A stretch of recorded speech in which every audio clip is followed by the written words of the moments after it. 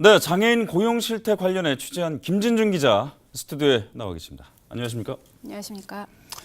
자, 앞서 기사에서도 봤듯이 장애인 의무 고용제 제도를 도입한 지가 꽤 시간이 오래 걸렸습니다. 그러니까 지금 한 27년, 한 30년 가까이 됐는데 서울시 산하 공공기관조차 이제 장애인의 의무 고용률을 지키지 않고 있다고요?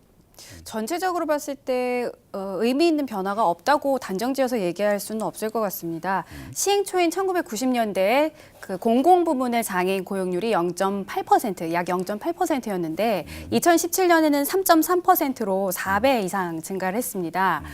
변화가 없었다고 볼 수는 없는 건데요. 현재 50인 이상의 기업에 있어서는 장애인 의무 고용률이 3.1%입니다. 그리고 그 공공기관에 있어서는 3.4%라는 의무 고용률을 지켜야 하는데 이 의무 고용률을 지키지 않는다는 것을 문제로 지적하는 거죠. 그 서울시가 전체적으로 산하 공공기관에 있어서는 이 공공기관에 적용되는 3.4%보다 더 높여서 5%의 기준을 만들었습니다. 그게 조례로 언제 제정을 이렇게 했는데 바뀐 거죠? 2014년에 시 자체 조례를 제정을 했습니다.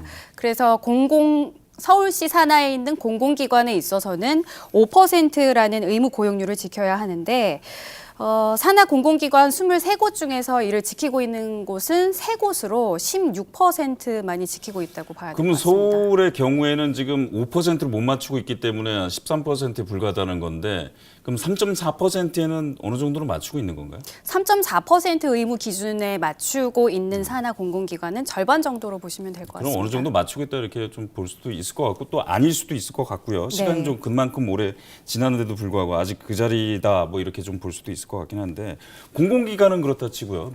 일반 민간 기업은 어떻습니까? 더 안 좋을 것 같아요?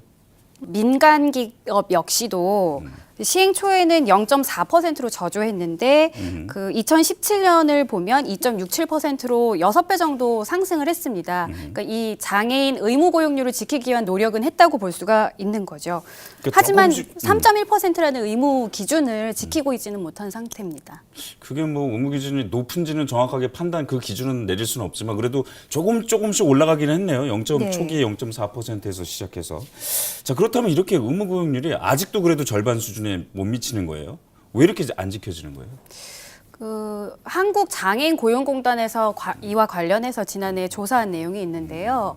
기업에서는 장애인에게 마땅히 이 적합한 직무나 직업을 찾기가 어렵다라는 부분을 첫째로 꼽고 있고 채용 후에 인사관리라든가 안전관리 부분에 신경 써야 되는 어려운 부분 그리고 장애인을 채용했을 경우에 이동편이라든가 휴게공간, 편의시설과 같은 설치해야 할 시설들이 있기 때문에 그에 들어가는 비용 발생 부분에 대한 부담을 많이 안고 있는 겁니다. 그래서 의무적으로 지켜야 하는 장애인 고용 역시도 낮아질 수밖에 없다라는 답변인데요. 이게 제대로 지켜지지 않는 것이냐 혹은 못하는 것이냐라고 판단 내리기는 어려운 부분인 것 같습니다. 전체적인 상황은 대기업들에 있어서 이러한 의무 고용률을 지키지 못하는 상황에서는 그 의무 부담금이라는 것을 내게 되는데 1년에 10억, 수십억 수준에서 수백억 수준까지도 이 부담금을 내고 있는 상황입니다. 이 취업을 원하는 장애인의 상황도 좀 짚어봐야 될 텐데요. 상황이 좀 어떻습니까?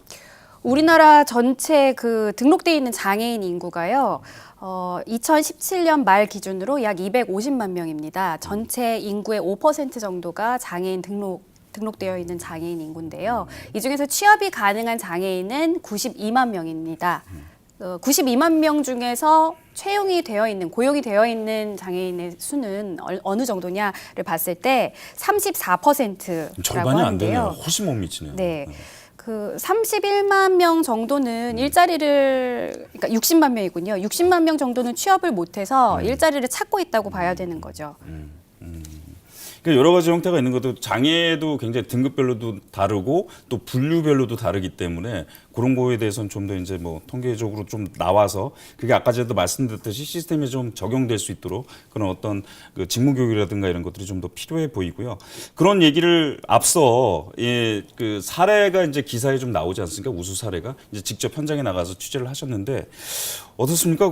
그런 모델들이 어떤 그런 대안이 될 수 있을까요? 현장에 나가서 느끼셨을 때 어떠셨나요? 첫 번째 사례로 그 5인 장애인 기업을 말씀을 드렸었는데 5인 장애인 기업 같은 경우는 본인 스스로가 장애를 얻고 난 뒤에 10년 동안 회사 생활을 하면서 이러한 부분에 있어서 장애인들이 일할 환경을 좀 만들어야 되겠다, 개선된 상황을 만들어야 되겠다라는 의지에서 출발을 한 거거든요. 그래서 앞으로도 능력 있는 장애인을 본인은 채용을 할 거다라는 게 장애인 기업 대표의 의지였고요. 이런 의지를 갖고 있는 장애인 대표가 있다면 이 능력을 발휘하고자 하는 장애인들도 그 마련되어 있는 일자리를 찾아서 또 나가는 기회장도 많이 넓혀질 것이라고 생각이 들고요. 그리고 두 번째 제시를 했던 그 장애인 표준 사업장 같은 경우는 지금 올해 4월 말 기준으로 이러한 그 대기업이 자회사 형태로 장애인 표준 작업장을 만드는 것이 약 130곳에 달한다고 합니다. 이렇게 그 장애인 표준 사업장을 만드는 것 자체가 그 의무 고용 기준을 지키기엔 좀 부담스러운 부분이 있고 이렇게 자회사 형식으로 만들면서 장애인 사업장을 마련을 하는데 일정 부분 비용의 지원을 받을 수가 있고 그리고 사회 공헌 사업 효과도 얻을 수 있기 때문에 기업 입장에서 이러한 길을 많이 택하고 있는데요.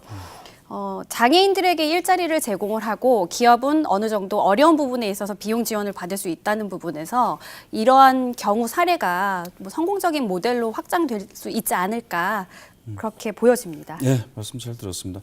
그 결국에 이제 의무고용률 제도를 실시한 게 27년, 30년 가까이가 됐는데 그래도 약간 좀 제자리인 것은 어떤 시스템적인 부분이라든가 이런 것들 분명히 문제점이 있는 겁니다. 그런 것들을 짚고 넘어가면서 계속해서 각고의 노력들이 좀 필요해 보입니다. 지금까지 말씀 감사합니다.